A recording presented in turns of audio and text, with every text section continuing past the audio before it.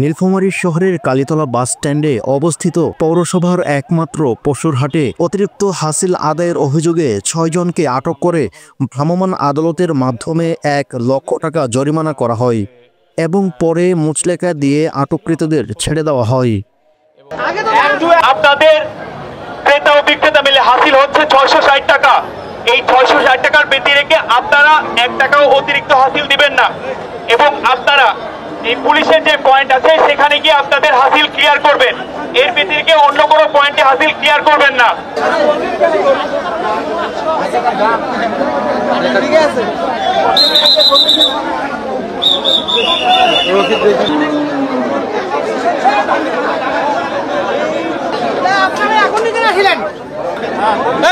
গরু মালিক কে দেখেন ওকে নিয়ে আসেন।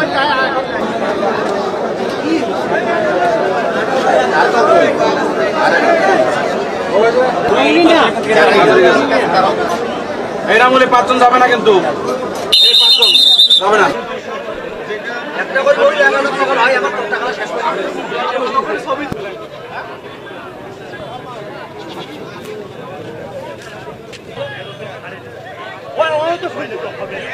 টাকা বেশি নাই।